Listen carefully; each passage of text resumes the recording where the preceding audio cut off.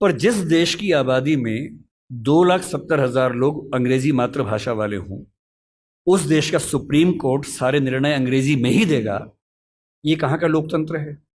यहाँ आपका जो जुडिशियल इंडिपेंडेंस है या जुडिशियल रिस्पॉन्सिबिलिटी है, वो कहाँ चली जाती है उस समय? आपके सुप्रीम कोर्ट में मधु लिमये नाम के व्यक्ति जिद करते हैं कि मैं हिंदी में अपनी बात रखूंगा, आप उनको परमिशन देने के बाद नकार देते हैं कि हमसे गलती हो गई, ऐसा नहीं कर सकते हैं। मेरे देश में, मेरे सुप्रीम कोर्ट में अपनी भाषा में आप बोल भी नहीं सकते। आप 28 राज्यों में से केवल 4 राज्यों में हिंदी में हाई कोर्ट में बात करने की परमिशन देते हैं। पर लोकतंत्र का मतलब क्या होता है? कुछ गिने चुने एलिट्स के हिसाब से जनता अपनी भाषा बदलेगी या जनता की भाषा से प्रशासक भाषा बदलेंगे अपनी? अगर लोकतंत्र है तो लोकतंत्र में जनता की भाषा ही केंद्र में होनी चाहिए, कोई और भाषा केंद्र में कैसे हो सकती है? पर हम लोग इतने आदी हो चुके हैं, हम स्लेव मेंटेलिटी के इतने अभ्यस्त हो चुके हैं कि हम ये प्रश्न कभी नहीं करते। हमारे सुप्रीम कोर्ट के चीफ जस्टिस या कोई जज हिंदी में क्यों नहीं बात कर पाते?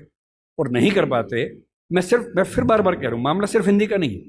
मेरी इच्छा है कि सुप्रीम कोर्ट के बहुत सारे जजेस में कुछ को तमिल ठीक से आती हो, कुछ को तेलुगु अच्छे से आती हो, कुछ को मराठी आती हो, कईयों को हिंदी आती हो, और बेंच का फैसला करते हुए ये भी एक पॉइंट ध्यान में रखा जाए कि मामला कहाँ का है और उस मामले में ऐसे जज को प्राथमिकता मिले जो उस भाषा को जानता हो, ताकि केस मेरा है, मुझे हिंदी आती है, मेरा वकील अंग्रेजी में कुछ कुछ बोला, जज ने कुछ कुछ बोला, फैसला हो गया, मुझे पता ही नहीं कि क्या हुआ, और इतने में पुलिस आके मुझे ले गई और मैं परेशान हूं कि हुआ क्या। मेरे मामले के किसी प्रसंग में मेरी भूमिका ही नहीं है, क्योंकि सारी प्रक्रिया दो ऐसे व्यक्तियों के बीच में चल रही है जिनके पास एक भाषा है जो मेरी भाषा नहीं है, जबकि मामला मेरा है, और कहने को लोकतंत्र है। ये लोकतंत्र नहीं है, ये भाषा के स्तर पर तानाशाही है, बुरी चीज है। और मैं जब भी ये बात कहता हूं, बार बार कहता हूं, ज्ञान की भाषा के तौर पर अंग्रेजी का सम्मान करना जरूरी है, क्योंकि रिसर्च आप उसके बिना नहीं कर पाएंगे।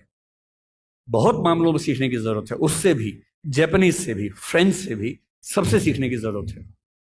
लेकिन आपके देश के सुप्रीम कोर्ट में, हाई कोर्ट में आपकी भाषा बात ना होती हो, ये बुरी बात नहीं है, शर्मिंदगी की बात है।